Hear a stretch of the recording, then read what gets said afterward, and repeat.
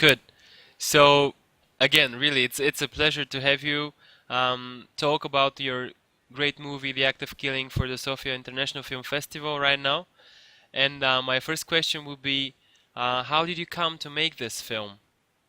I began making the act of killing in collaboration with a community of survivors of the 1965-66 genocide.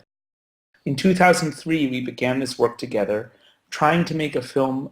The survivors asked me to make a film about why they are afraid. That is to say, what it's like for them to live with the perpetrators still in power and all around them, and consequently, what it's like for them to live with the fear that the perpetrators could do this to them again at any time. And when we started that work, the army, which is stationed in every village in Indonesia, found out what we were doing and threatened the survivors not to participate in the film. The survivors then said, okay, before you quit, Josh, before you give up and go home, try to film the perpetrators. See if they'll tell you how they killed our relatives. When I approached the perpetrators at first, I was afraid, unsure if it was safe to ask them about the genocide. And when I did, I found to my horror that every single one of them was immediately open about the killings, immediately open about not just what they'd done, but they would recount the details, the most awful details of the killings, often with smiles on their faces, often in front of their families and even their small grandchildren. And in this contrast between survivors who were forced into silence and perpetrators who were boasting, I had the awful feeling that I'd wandered into Germany 40 years after the Holocaust only to find the Nazis still in power. And I knew I would spend as many years as it would take to address this situation. Now, when I showed that early material from 2003 back to those survivors who wanted to see it and then astonished, we all flew to Jakarta to show the material to the human rights community in Indonesia. Everyone who saw this material said, Joshua, you're onto something so important. Keep filming the perpetrators. Because anybody who sees this, anywhere in the world, but especially in Indonesia, will be forced to acknowledge the rotten heart of this whole regime, this regime that the killers have built. So I spent 2 years from that point on, from 2003 to the middle of 2005, feeling entrusted by the survivors to do a work that they clearly could not safely do themselves. And I filmed the perpetrators. I filmed every perpetrator I could find, working my way across the North Sumatran plantation belt, up the chain of command from the countryside to the city. Anwar Congo was the 41st perpetrator whom I filmed. And I did this whole work in constant dialogue with the survivors, in collaboration with the survivors. Every perpetrator I filmed would invite me to the places I killed, launch into spontaneous demonstrations of how they killed, complain if they had not thought to bring along a machete, for example, to use as a prop, or a friend, a fellow death squad veteran, to play a victim. And I realized I was getting something much closer to performance than to sober testimonies. I was getting boasting rather than simple confession. And I wondered, performance and boasting are always intended for an audience. And the question was, for who is their imagined audience? How do they want to be seen?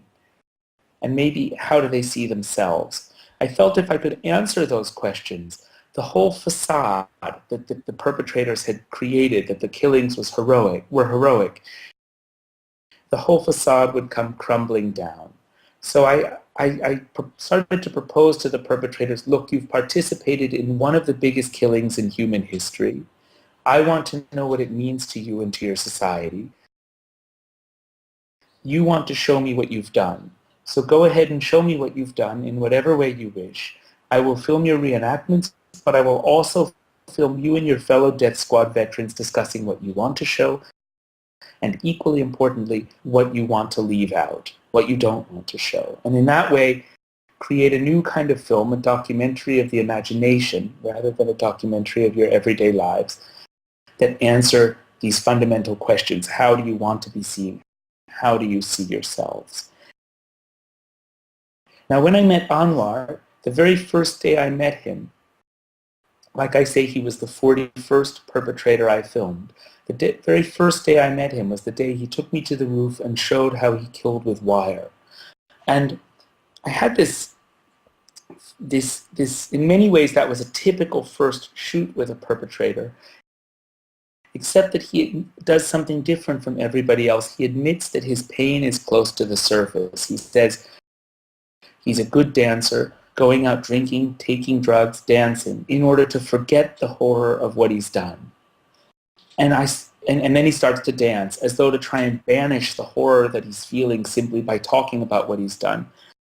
And I had this feeling that perhaps the boasting that I'd spent 2 years filming is not really a sign of pride, but the opposite, a sign that these men know what they've done is wrong and are desperately trying to convince themselves otherwise.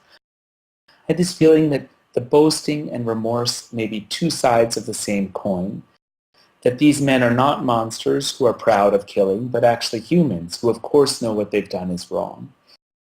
And to explore that, I spent 5 years filming with Anwar. We filmed 1,200 hours of material together. The final scene is the very final time I filmed him in early 2011. And that is how The Act of Killing came to be. They gathered nearly 1,000 pages of this boasting from across the country. They published 75 pages of it, plus another 25 pages about the act of killing, showing essentially that the act of killing was a repeatable experiment, that there's thousands of Anwars around the country, that the problems of impunity and thuggery and corruption that the film highlights, the present-day problems of corruption, impunity, and thuggery, are systemic. And they published a special double edition of their magazine on the 1st of October 2012, shortly after the film first premiered. And that, it sold out immediately. They reprinted it, it sold out again, they reprinted it, it sold out again, because Indonesians were astonished that this genocide, this Holocaust that underpins the whole political and economic system, and yet which is never talked about in the press, suddenly filled an entire double edition of the most important publication in the country. This led the rest of the media to investigate the genocide and to publish their own reports. This in turn created the cover, which allowed the film to be screened safely. By now there's been thousands of screenings across the country. The film is available for free download. It's been downloaded 3.5 million times in Indonesia. And the film has catalyzed a transformation in how the country talks about its past. When the film was nominated for an Academy Award in January, the government finally broke their silence about the film. They'd been trying to, I think, ignore the film, hoping it would go away. But they finally said, look, we know that what happened in 1965 was terrible. We know that the men in the film have done awful things. We don't support the film, however, because we don't need a film to push us to have reconciliation. We will have it on our own.